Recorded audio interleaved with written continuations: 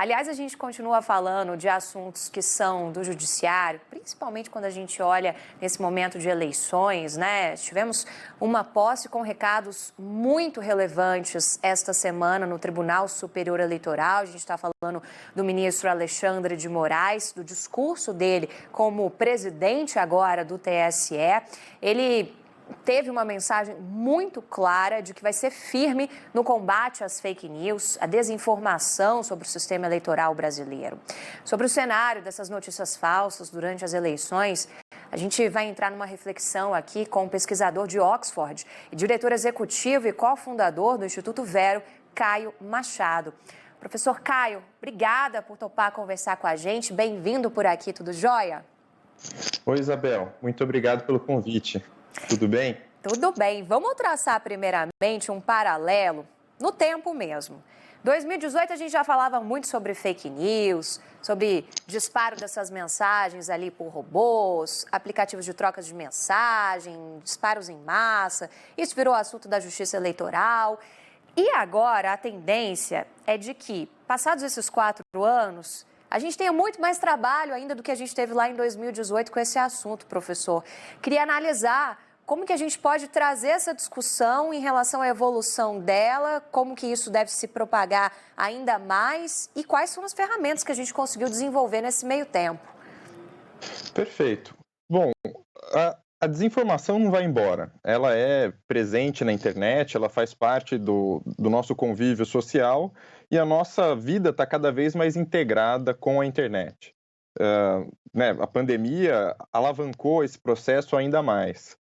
Catalisou esse processo, né? Tudo acontece online, a gente está em múltiplas plataformas, desde LinkedIn para trabalho, até Tinder para quem quiser namorar, enfim, é onipresente na nossa vida e as fofocas, os boatos e as notícias falsas circulam por esses espaços. Então, é um trabalho de enxugar gelo um pouco, né? Você vai lá, enxuga, mas sempre vai surgir mais. Agora, algumas coisas importantes mudaram. Primeiro é que a gente não vai ser pego de surpresa. Não tem uma plataforma escondida que, de repente, as pessoas vão se dar conta que lá tem desinformação, como foi o caso do WhatsApp em 2018. Está todo mundo atento, as cartas estão na mesa e todas as autoridades também estão monitorando. Isso é um mérito nosso, a gente está em cima, o TSE está muito ativo, eu diria que o TSE tem um mérito que foi a primeira autoridade no mundo a conseguir trazer o Telegram para a mesa, tá? Isso, quando eu falo aqui na Inglaterra, as pessoas não acreditam, a autoridade está sendo muito firme. Agora, ela está carregando o piano sozinho, ela está indo contra um executivo que abertamente propaga notícia falsa, um Congresso extremamente leniente, e, inclusive, outras cortes que estão sendo lenientes, né? Não só com notícias falsas, mas com o discurso político, o abuso do discurso político. Então, para amarrar a resposta, eu diria que é isso.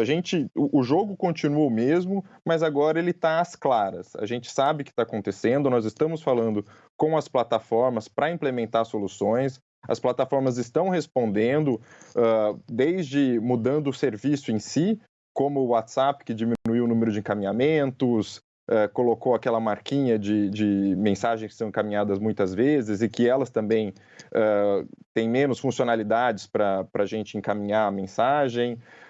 Enfim, as plataformas estão respondendo.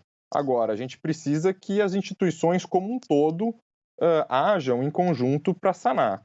Não adianta a gente ter uma autoridade, uma corte dentro do judiciário, enquanto, né, o poder público ou é leniente ou é, em alguns casos, o causador do problema.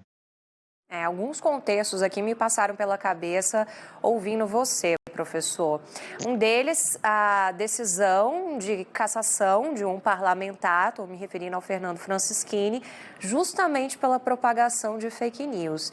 Isso, na minha avaliação, foi algo muito marcante e, considerando que o voto do ministro Alexandre de Moraes foi pela cassação, é um recado forte de alguém que hoje é o presidente do Tribunal Superior Eleitoral, né? Em relação ao Telegram, É interessante a gente trazer também um olhar de profundidade sobre essa questão, porque o Telegram não tinha uma descrição de quem era o representante legal do aplicativo aqui no Brasil, né?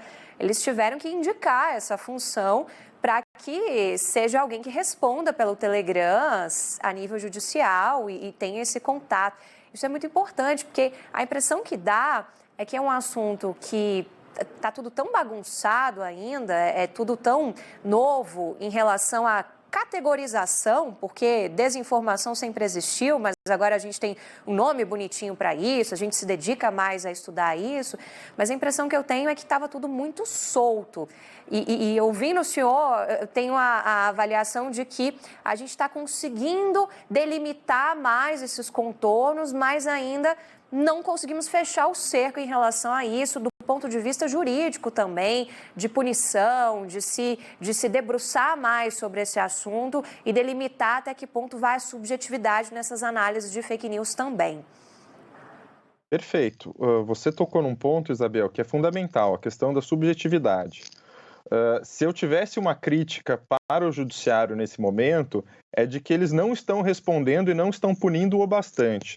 O caso do Francisquini é um caso fundamental para estabelecer precedente. A liberdade de expressão, ela não é absoluta em nenhum país do mundo, ela é estabelecida em grande parte por conta das decisões da corte que vão moldando casos em que há um respeito à liberdade de expressão e casos em que há abuso. Foi muito importante essa decisão de cassar o mandato, porque era um caso flagrante de ataque, né, não só de disseminação de notícias falsas, mas o ataque à instituição das eleições como um todo. Então, nós precisávamos que o judiciário fizesse mais esse trabalho, principalmente porque esse trabalho também vai nortear as instâncias inferiores. A primeira instância no Brasil, ela é muito errática. Fica muito a subjetividade do juiz que está decidindo. E as plataformas também dependem de precedentes e dessa discussão jurídica que surge em volta desses grandes casos para decidirem e para ajustarem a moderação de conteúdo que elas conduzem. Então, a decisão é necessária e, lógico, ela demora, a gente tem esse anseio, porque as coisas na internet acontecem em milissegundos e a gente tem uma certa expectativa que a resposta jurídica, institucional, venha dali a um segundo, né? Infelizmente, a gente ainda não está nesse ponto, nós temos o devido processo, a gente tem toda a burocracia, que é algo para o bem e para o mal, né? Porque também garante o direito de defesa, mas a gente vai ter que segurar esse anseio. Vindo a resposta do judiciário, isso tem um efeito cascata muito importante.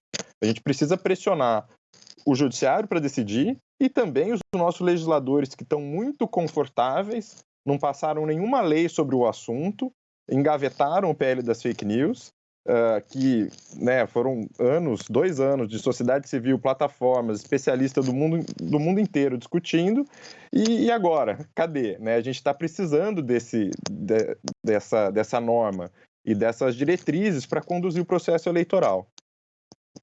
Professor, algumas colocações. Eu fico me perguntando muito, por que a gente cai tanto em fake news? Parece uma pergunta meio besta, mas assim, por que a gente acredita tanto naquilo que a gente recebe no nosso WhatsApp?